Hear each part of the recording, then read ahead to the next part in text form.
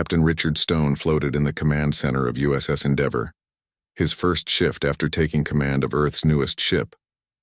The bridge hummed quietly as his crew monitored their instruments.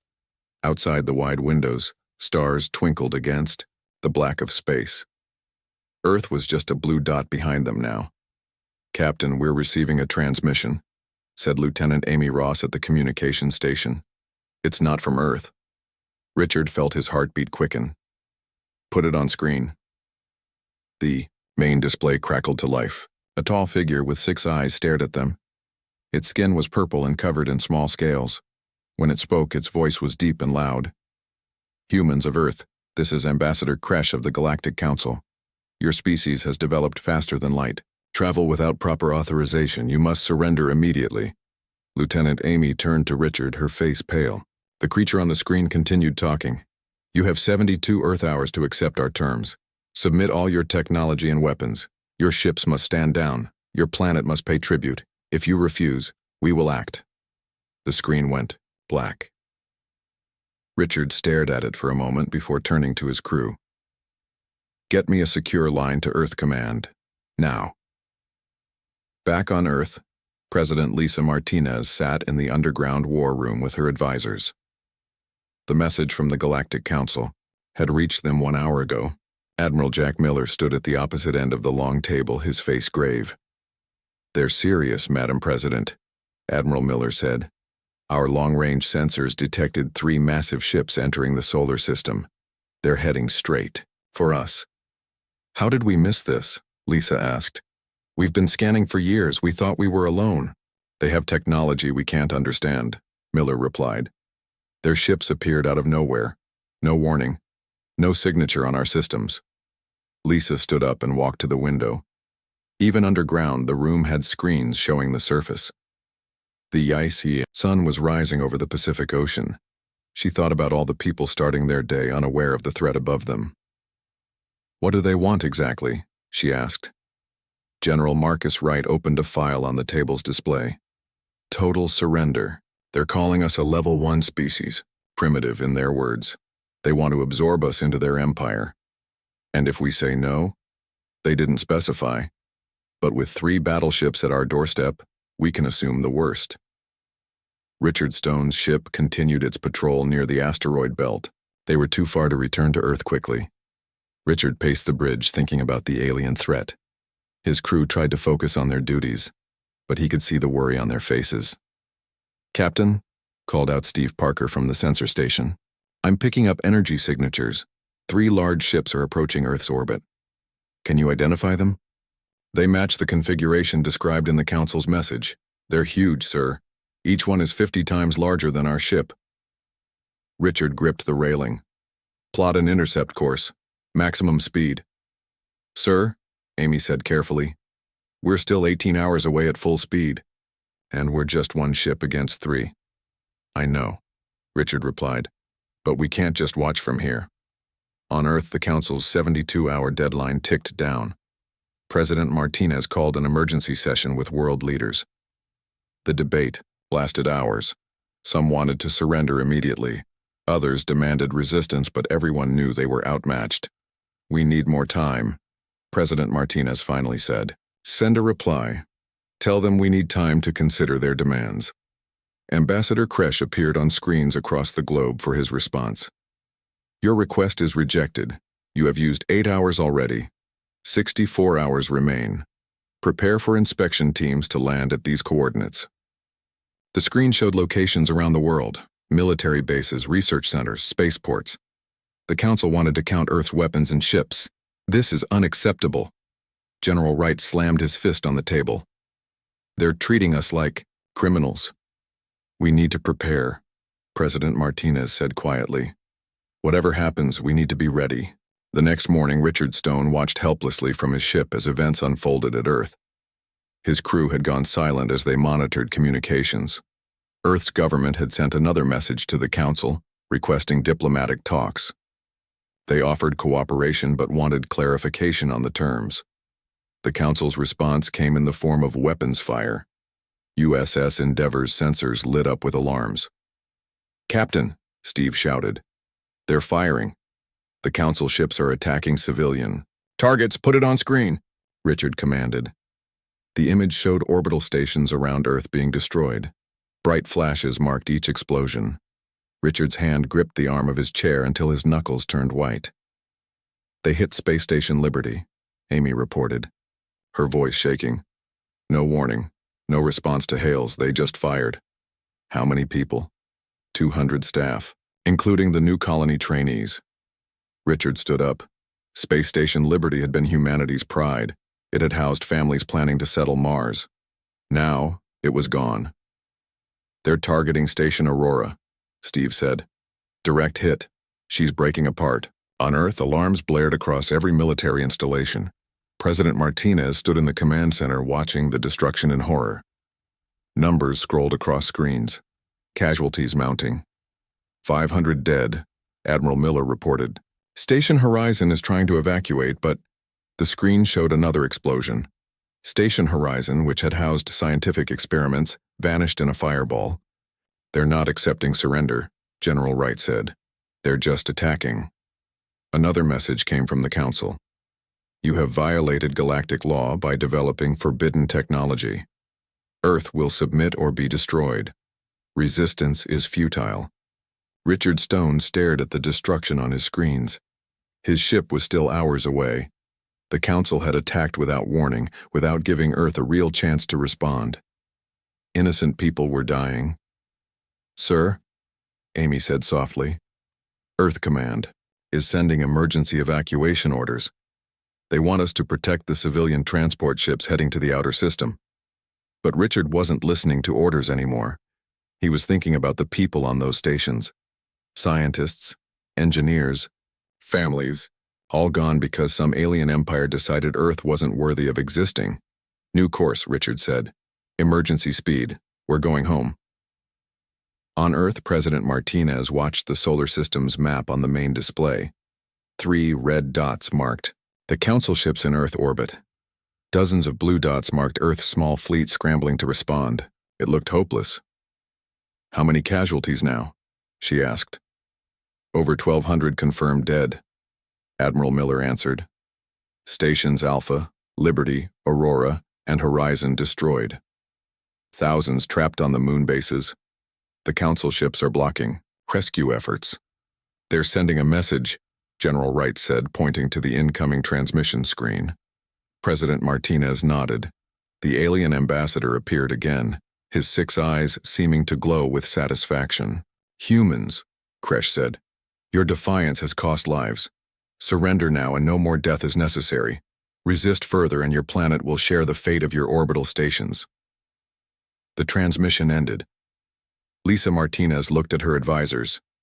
Everyone waited for her decision. Outside, the world held its breath. Above, 3 massive alien ships waited for Earth's final answer. Prepare a response, President Martinez said. But first, General Wright, contact Dr. Helen Jackson. It's time to accelerate Project Prometheus. In space, Richard Stone pushed, his ship to its limits. Behind him, Earth burned. But in his mind, a plan was forming. The Council had made a mistake. They had attacked without understanding who they were dealing with. They would learn soon enough. The emergency tunnel led deep beneath Earth's surface. President Lisa Martinez descended the magnetic elevator with her security detail. The Council's ultimatum had passed. They needed answers, and they needed them now. At the tunnel's end stood a massive steel door marked with biohazard symbols. Behind it lay humanity's most guarded secret. Dr. Helen Jackson waited at the security checkpoint, her face tired but determined. Thank you for coming, Madam President, Helen said. Project Prometheus is ready. Doctor, I need honest answers, Lisa replied. Can we fight back? Helen swiped her access card and pressed her palm to the scanner. The huge door opened silently.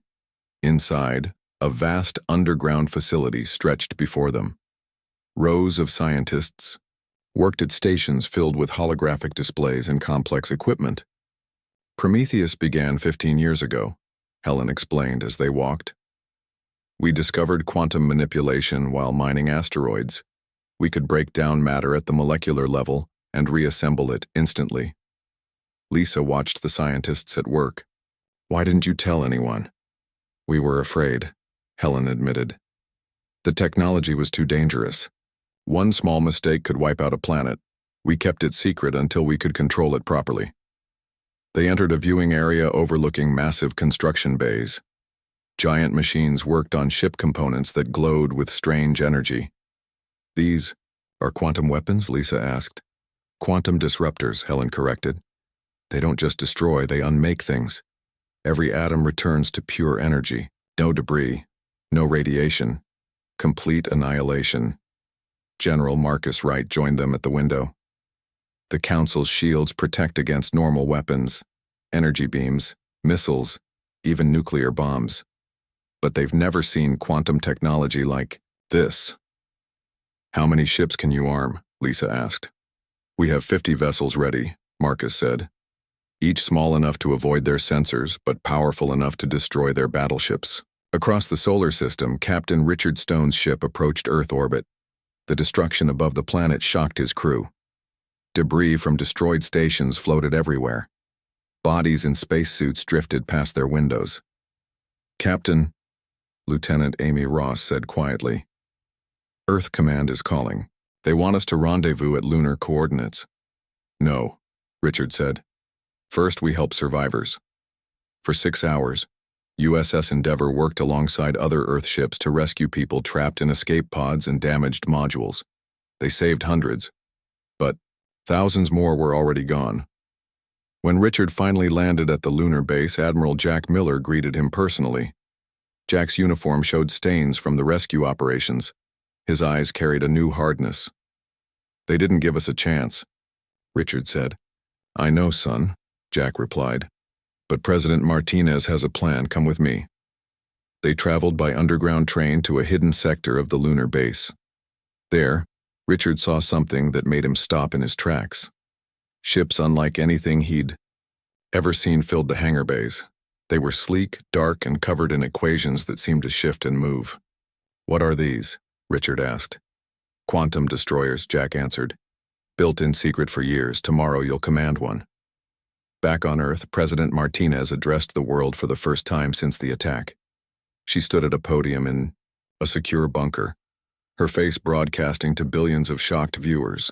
The Galactic Council has murdered our citizens. They've destroyed our stations. They demand our surrender, she said. I have one message for them. We accept your declaration of war. The broadcasts ended. Emergency protocols began. People moved to underground shelters. Military forces prepared for invasion. But this time, Earth had a plan. Dr. Helen Jackson worked around the clock to complete the weapon systems. Her team had pulled all-nighters for weeks. The quantum processors needed perfect calibration. One error could destroy their own ships instead of the enemy. Helen, her assistant Mark Peterson called out, the first batch is ready for testing. Helen rushed to the control room. Through reinforced glass, she watched as a test chamber opened. A small quantum beam fired at a steel target. Instantly, the metal disappeared. No explosion, no fire, just gone. Perfect annihilation, Helen whispered. Now we scale it up. In Earth orbit, the 3 Council battleships maintained their position. Inside the largest ship, Ambassador Kresh reviewed reports from his subordinates. The humans have moved their population underground, a junior officer reported. Their military has gone silent, no transmissions for 12 hours. Preparing for invasion? Kresh asked. Or surrender, Ambassador. Their technology is primitive. They cannot hope to fight us. Kresh nodded. The Council had faced countless species. All had surrendered when they saw the Empire's true power. These humans would be no different. But on the far side of the moon, something stirred. In 50 hidden hangars, quantum-powered engines came to life. The ships made no sound. They emitted no heat signature. Old technology couldn't detect them. Captain Richard Stone sat in the command chair of USS Vengeance, his new ship. It felt different from the Endeavour. More powerful, more deadly. The quantum core hummed beneath the deck plates. All ships report. Ready, Amy Ross announced. She'd transferred to Richard's crew for this mission. Remember your training? Admiral Miller's voice came over communications. No radio contact once you leave lunar orbit. Quantum stealth engaged at all times. Strike. Fast, strike hard. Steve Parker, now Richard's tactical officer, checked his weapons panel. Quantum torpedoes armed and ready, Captain. Each one has the power to destroy a city. But we're targeting military ships, not cities, Richard said firmly. We're not them. The 50 quantum destroyers lifted off silently. They used no chemical rockets, no ion engines. The quantum drive moved them by shifting space itself. To the Council's sensors, they simply didn't exist. On the main Council battleship, alarms suddenly blared. Officers scrambled to their stations. Ambassador, unknown energy readings, a tactical officer shouted. It's impossible, something's coming through our shields. What? From where? Kresh demanded. Everywhere. They're inside our defensive perimeter. The first quantum torpedo hit the Council flagship before anyone could react. The weapon didn't explode. Instead, it opened a hole in reality itself. A sphere of nothingness consumed the ship's stern. Metal, electronics, and crew members simply ceased to exist. Return fire, Kresh roared. All weapons. The Council ships unleashed massive energy beams. Plasma cannons fired. Missile launchers spat hundreds of projectiles. But their weapons hit nothing. The invisible human ships continued their attack. Richard Stone watched his tactical display with cold satisfaction. Target their weapon systems next. USS Vengeance fired again. Another quantum torpedo struck the flagship. This time, it removed the entire weapons array. The Council's mighty battleship began to drift helplessly. Across space, the other 50 ships executed their own attacks. The second Council battleship tried to escape, activating its faster-than-light drive. But the quantum weapons didn't care about speed. They simply unmade whatever they touched. In 30 minutes, Earth's hidden fleet reduced 3 Council battleships to scrap. Not scrap, really. To nothing. Large portions of each ship simply disappeared. The rest, powerless and breaking apart, drifted in Earth's gravity well. Captain Richard Stone opened a communication channel. This is Earth Defense Force. To any Council survivors, you have 1 hour to evacuate in your escape pods. After that, the quantum weapons finish what you started. On the largest battleship, Ambassador Kresh crawled through damaged corridors. Half his crew was gone. His ship's systems failed rapidly. His 6 eyes couldn't believe what had happened. The primitives had destroyed his fleet in minutes. Survivors report to escape pods, he ordered weakly. Abandon ship. Back on Earth, President Martinez watched the battle footage in stunned silence. The quantum weapons had worked better than anyone expected. The impossible had happened. Earth had defeated the mighty Galactic Council. Prepare Phase 2, she ordered General Wright. Target their supply stations and military outposts. Let's show them what happens when you attack innocent civilians. Dr. Helen Jackson smiled for the first time in weeks. Her team had created something extraordinary, something that would change the balance of power in the galaxy forever. Earth wasn't the primitive species the Council had assumed. They were something new. Something dangerous. Outside, emergency alerts announced the victory to every human on the planet and across the solar system. The Council's invasion had lasted less than a day. Now, it was time for humanity's revenge to truly begin. Captain Alex Turner checked the star charts one final time. His ship, USS Vengeance, led a battle group of 20 quantum destroyers toward the Cygnus sector. Intelligence reports showed a major Council command station there. 2,000 light-years. From Earth, this would be humanity's first strike outside their solar system. All ships report ready for quantum jump, Commander Sarah Williams announced from the tactical station. Her fingers moved quickly over holographic controls that still amazed the crew. Remember, once we drop out of quantum space, we stay invisible, Alex said. No active sensors until we're ready to attack. The quantum drive engaged. Space twisted around the ships as they disappeared into impossible angles and dimensions. When they reappeared, The Cygnus command station filled their screens. "By the stars," Sarah whispered. "It's huge." The station stretched across 3,000 kilometers. Massive solar collectors powered defense systems that could protect entire planets. Docking bays held hundreds of ships. Cities within cities housed millions of council species. "Begin scanning," Alex ordered. "I want to know everything about that station before we strike." On Earth, President Lisa Martinez read reports from Captain Richard Stone's reconnaissance missions. The initial strikes had frightened the Council. Their forces were retreating from Earth's immediate area, but intelligence showed they were massing for a major counterattack.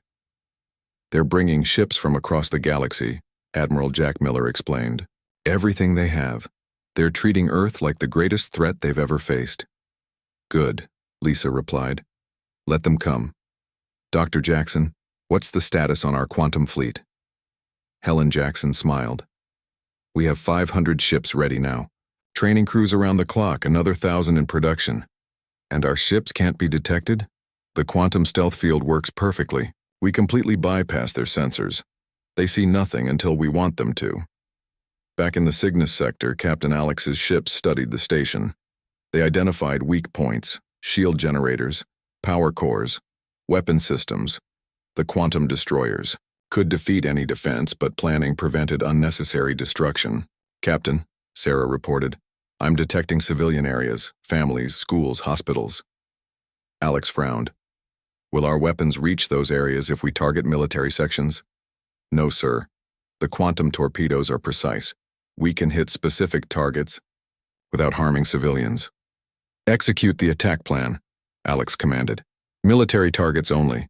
20 ships fired simultaneously. Quantum torpedoes slipped through the station's shields like they didn't exist. The weapons struck shield generators, communications arrays, and defense turrets. Large sections of the military hardware simply disappeared. Alarms blared throughout the command station. Administrator Vex rushed to the control center, his tentacles waving frantically. "Report," he demanded. "Unknown attack. Multiple hits on our defense grid," his second-in-command shouted. "Shields are failing." "Where's the enemy? Why can't we see them?" Before anyone could answer, another wave of quantum torpedoes struck. The main weapon systems vanished. Docking bay controls disappeared. The mighty station, designed to control 5 star systems, was crippled in minutes. "Surrender now," Alex broadcast on all frequencies. "This is the Earth Defense Force. You have 10 minutes to evacuate military personnel. Civilians will not be harmed." Vex stared at the empty space around his station. The humans. The primitives the Council had dismissed. They had weapons that made a mockery of galactic technology. "All military personnel to escape shuttles," he ordered weakly. "Civilian population, shelter in place." The evacuation began immediately. Council ships throughout the sector received the news with disbelief. The Cygnus command station, symbol of Council power, was surrendering to humans. On Earth, General Marcus Wright coordinated a massive military expansion. Quantum destroyers rolled off production lines at unprecedented speed. Space docks worked, day and night. Earth's resources, previously used for civilian projects, now fed the war machine. "We need pilots," Marcus told President Martinez. "Thousands of them." "Open recruiting to the entire solar system," Lisa ordered. "Every colony, every station, anyone who wants revenge against the Council." The response overwhelmed the military. Men and women lined up at recruitment centers. Some had lost families in the initial attack. Others simply wanted to defend humanity. The wounded population of Earth was becoming a military society. Captain Richard Stone returned from a deep scouting mission. His ship carried vital intelligence about Council shipbuilding facilities. "They're panicking," he reported to Admiral Miller, "moving their construction yards to secret locations, building new weapons to counter our quantum technology."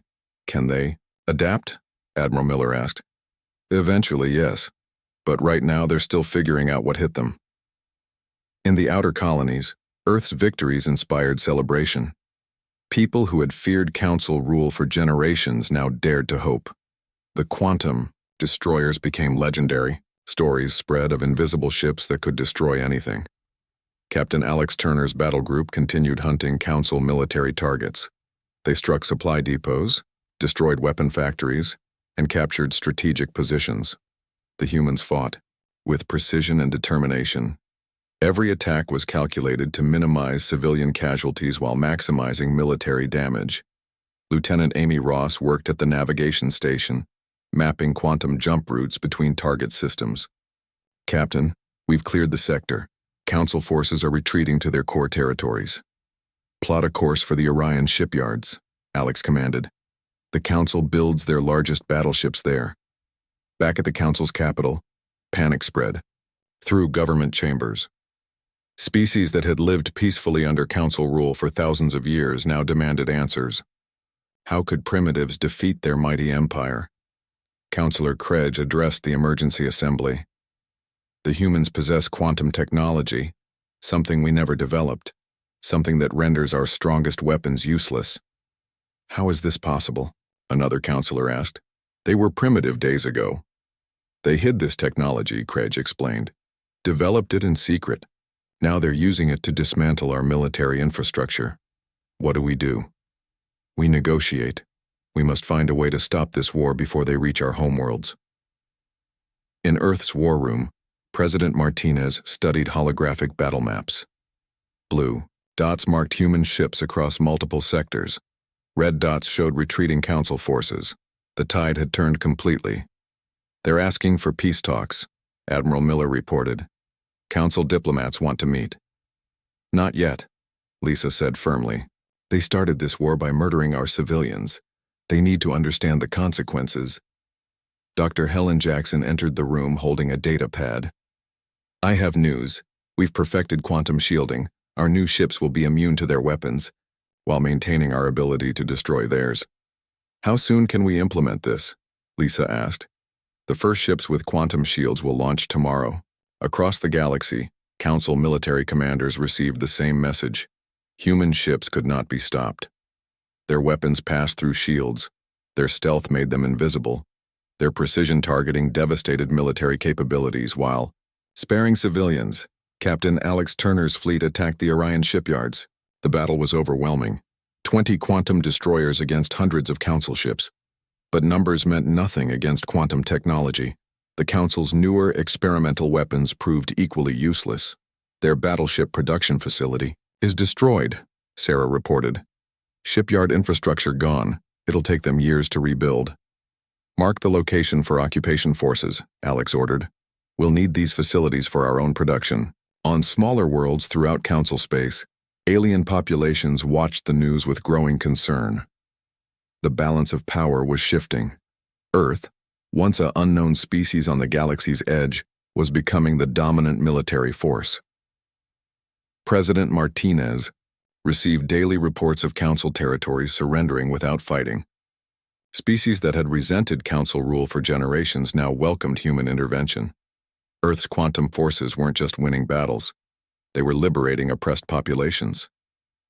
"We're not conquerors," Lisa reminded her generals. "We're defenders. Defenders of freedom. Defenders against tyranny." But as Earth's quantum fleet spread across the galaxy, everyone knew the truth. The primitive species had become the galaxy's new superpower, and the Council, once mighty and arrogant, was learning what it meant to fear. The Battle of Kepler 186 would become legendary in galactic history. Captain Karen Chen commanded USS Retribution against the Council's last major fleet. 200 Council warships faced 40 Earth destroyers in what would be the largest space battle since the war began. "They've gathered everything they have left," Karen said as she studied the enemy formation. "Every type of ship, every weapon design. And they're trying new tactics," replied her tactical officer, Lieutenant Tom Barnes. "They're spreading out to minimize damage from our quantum weapons." "Won't help them," Karen said grimly. "Helm, prepare for close engagement." The Council fleet attacked first. Energy beams, plasma cannons, and gravity weapons filled space with deadly light. Earth's ships, protected by quantum shields, moved through the barrage untouched. Each Earth destroyer returned fire with devastating precision. "Captain!" Tom suddenly shouted. Their flagship is moving to ram us. They're on a collision course. Karen watched the massive dreadnought accelerate toward them. Its shields were down, its weapons silent. It was over 2 miles long, twice the size of Earth's largest ship. They're trying to use mass as a weapon, Karen realized. If they can't shoot us, they'll crush us. In that moment, Karen Chen saw an opportunity, an insane idea that would either win the battle or destroy her ship. Tom, target their engine core with everything we have. Helm, maintain course directly at them. Captain, the helm officer asked, confused. Trust me, Karen said. When I give the order, activate emergency quantum drive. The two ships rushed toward each other. Council dreadnought, Earth destroyer, a collision that would destroy both vessels. At the last possible moment, Karen shouted, "Now!" USS Retribution vanished into quantum space. Not to escape. To drag the Council ship with. The quantum field enveloped both vessels. Reality bent around them. When they reappeared, they were deep inside the Council fleet formation. "Fire everything," Karen commanded. The captured dreadnought, its systems overloaded by the forced quantum transit, exploded spectacularly. The blast consumed a dozen Council ships. USS Retribution, protected by quantum shields, emerged unscathed. "All ships attack," Karen broadcast. "The enemy is in disarray."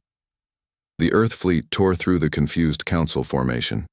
Quantum torpedoes deleted ships from existence. Council commanders, trying to regroup, found themselves surrounded by invisible hunters.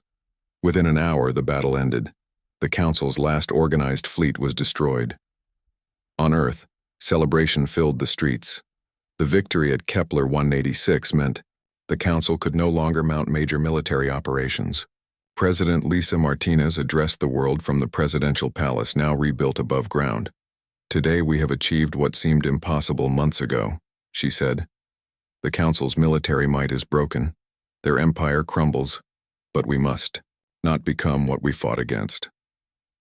Among the celebrating civilians, some voices expressed concern. Professor David King spoke on global networks. "Power can corrupt. We've seen it throughout history. Earth now holds the fate of civilizations in its hands.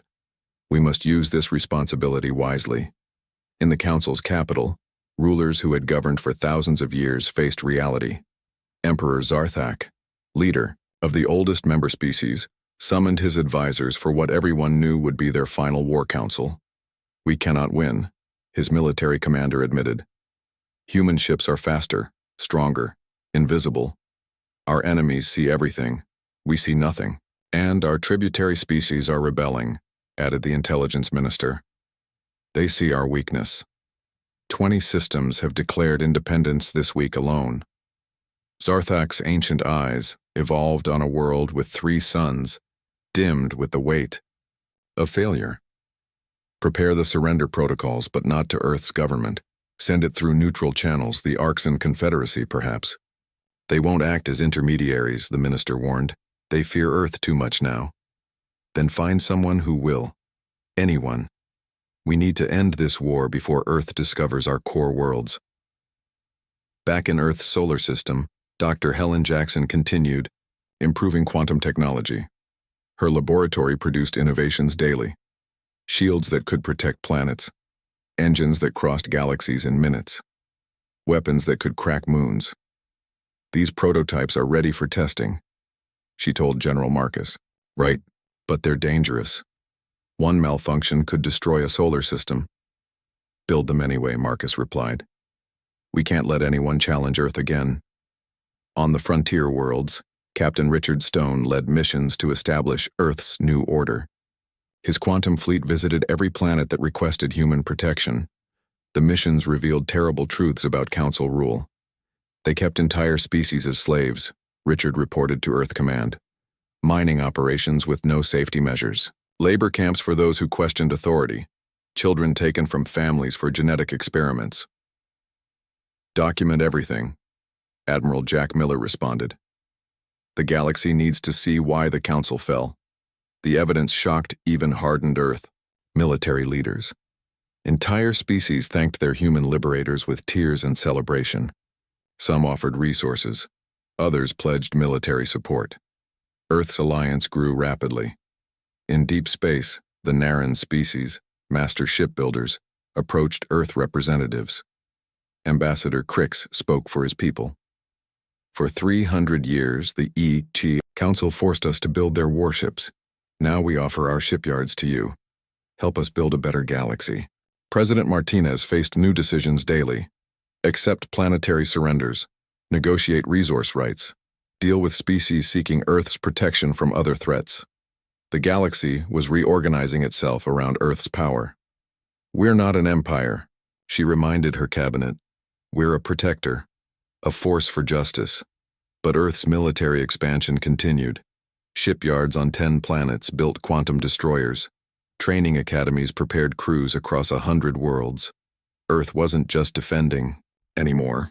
It was creating a new galactic order. Captain Alex Turner returned from securing the Vega system. His report detailed successful peacekeeping operations. The local population welcomed us. They're establishing democratic government. The old council-appointed governor fled to his home system. Good work, President Martinez replied. Now help them prepare for self-defense. We can't patrol every world forever. In the shadows of the dying council empire, small groups of extremists plotted revenge. Council loyalists who refused to accept Earth's dominance. They gathered in hidden bases planning desperate attacks. The Terrans aren't invincible, whispered Commander Vrex to his followers. They bleed, they die. We just need to find their weakness.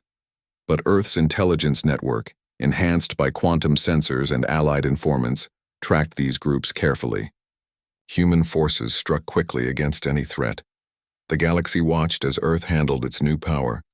Some species remembered other conquering empires that promised peace, but brought oppression. They watched carefully to see if humans would keep their promises.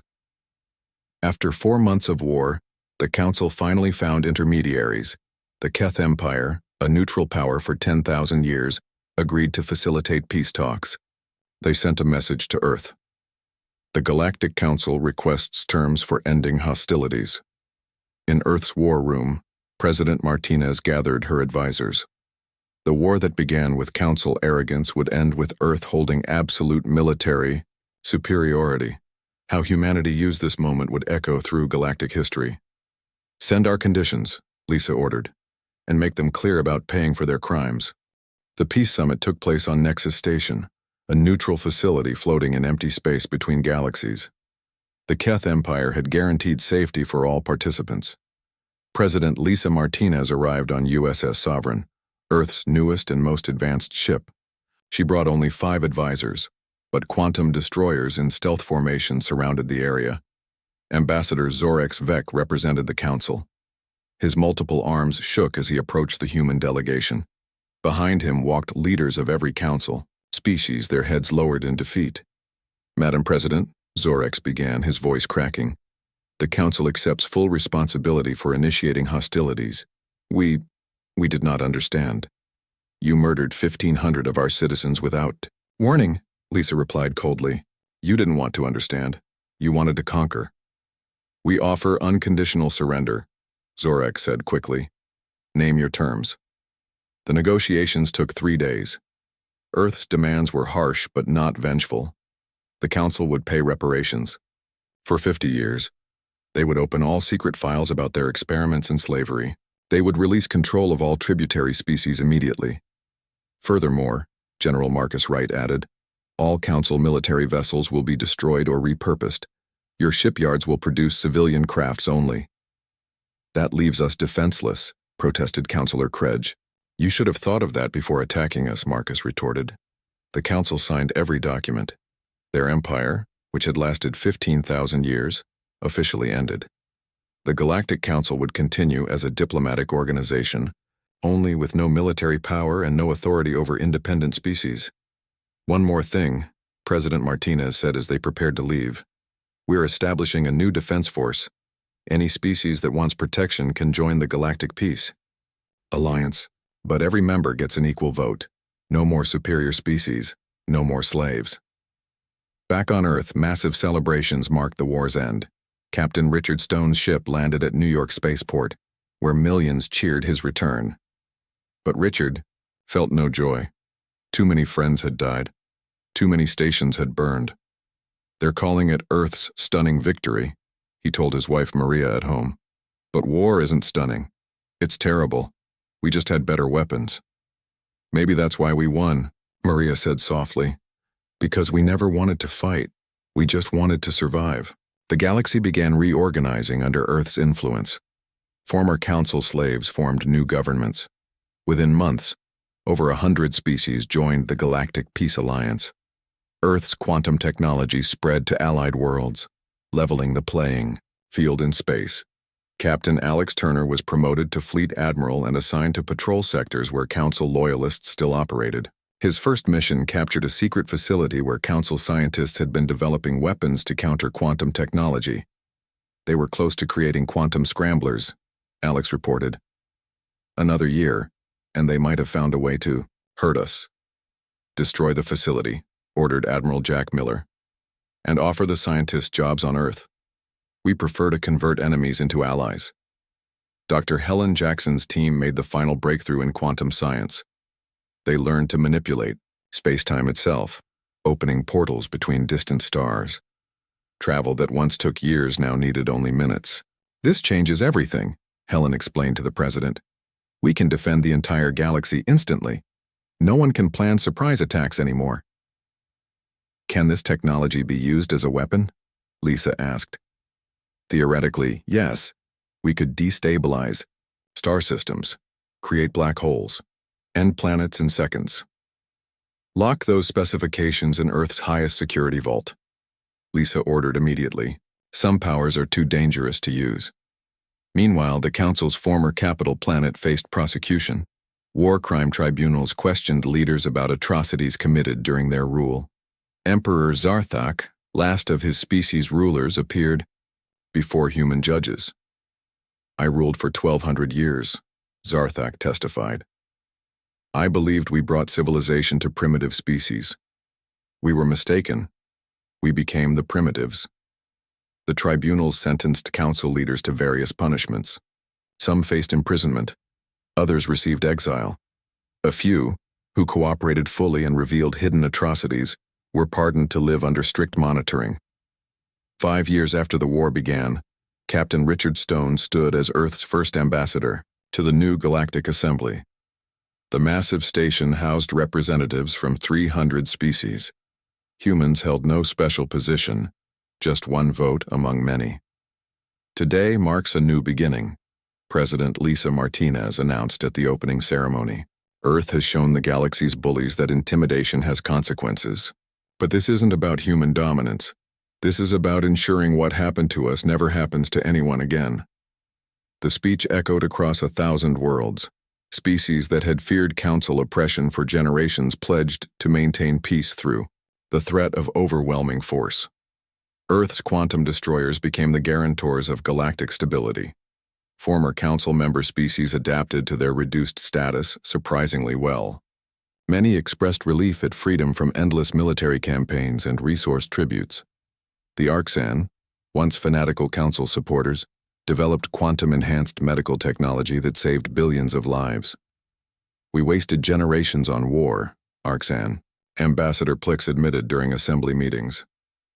Now we discover what peace can achieve.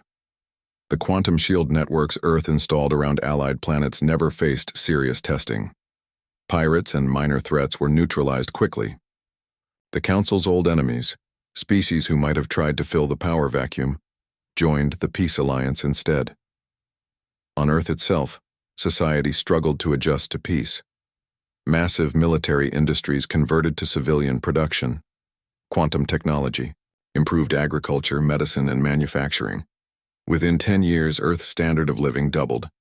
Their protected allies prospered alongside them. Captain Karen Chen, famous for her dreadnought maneuver at Kepler 186, established Earth's first military academy for allied species. Students from across the galaxy learned quantum warfare tactics, not to prepare for conquest but to prevent it from ever happening again. We teach defense, not aggression, Karen explained to new cadets. The strongest warriors are those who never have to fight. Earth's revenge had been complete, devastating, and surgical. They proved that even a single human world could match the galaxy's oldest empire when pushed to retaliate. But the true achievement wasn't military victory. It was the new peace that followed.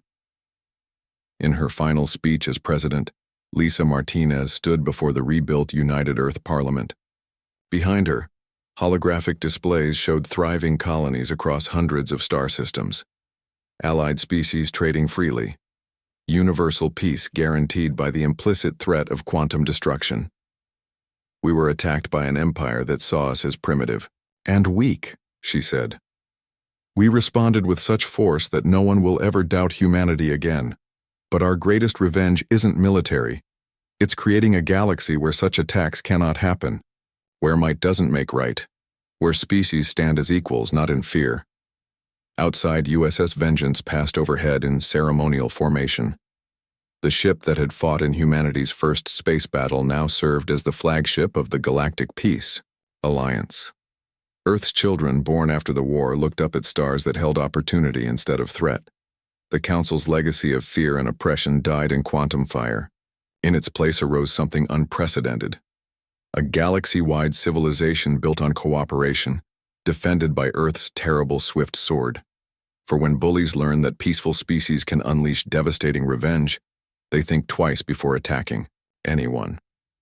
Across the stars, a new era dawned, and Earth stood vigilant, the galaxy's protector, forever ready to remind those who might forget.